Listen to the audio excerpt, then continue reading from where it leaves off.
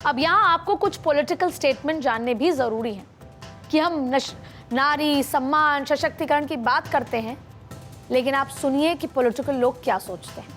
आप समझ पाएंगे कि नारी सशक्तिकरण को लेकर हम राजनीतिक नियत पर क्यों लगातार सवाल खड़े करते हैं। शरद यादव ने इस बिल को लेकर कहा था, कौन महिला है कौन नहीं, केवल बाल कटी महिलाएं स्वीकार नहीं।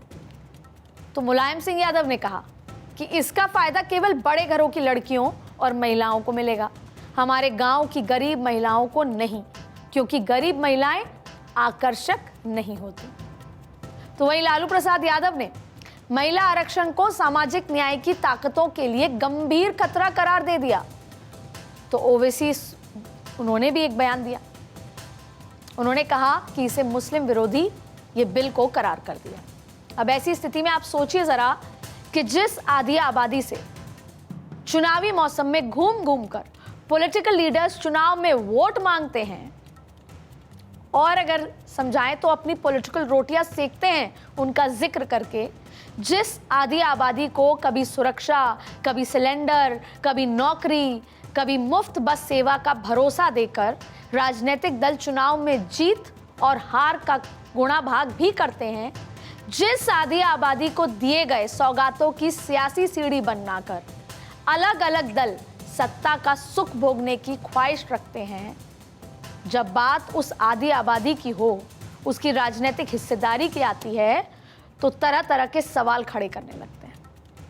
ऐसे में ये नहीं कि संसद में महिलाओं की हिस्सेदारी का आंकड़ा नहीं बढ़ा हो, बड़ा है, लेकिन जो अनुपात है और जो जिसे बोलते हैं स्पीड है, वो बहुत कम रही है, क्योंकि नीयत साफ नहीं थी। सवाल है कि इसके पीछे की सुस्त रफ्तार की वजह क्या है और इसके लिए जिम्मेदार कौन है।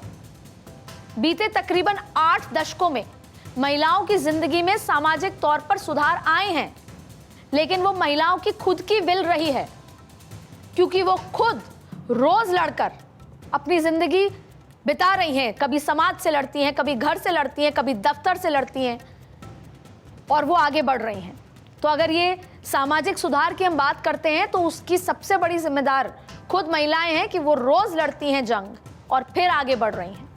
आज महिलाएं हर वो काम कर रही हैं जो आज से तकरीबन 2 दशक पहले असंभव सा दिखता था। फिर वो फ्लाइट प्लेन उड़ाने की बात हो, ये आसान है कि सड़कों पर जब कोई महिला गाड़ी चलाती है तो कह दिया जाता है, अरे ठीक से नहीं चला रही, महिला ही होगी। ये कहना आसान है, लेकिन जब फ्लाइट प्लेन उड़ाती है तो फिर तारीफ हो जाती है, क्योंकि वो अपनी खुद की इच्छा शक्ति से कर लेती है सब। बड़े व्यापार संभाल लेती हैं। आईटी और सॉफ्टवेयर के फील्ड में महिलाओं की संख्या बढ़ रही है। खेल के मैदान में उभरने वाली प्रतिभाएं हो, कला और सिनेमा में अभिनेता के मुकाबले अभिनेत्रियों की संख्या हो, मीडिया जगत में बड़े चेहरों की बात हो, वैज्ञानिक या डॉक्टर्स हो, या स्टार्टअप हो, या ब्यूरोक्रेसी में महिलाओं का बढ़ता ग्राफ हो।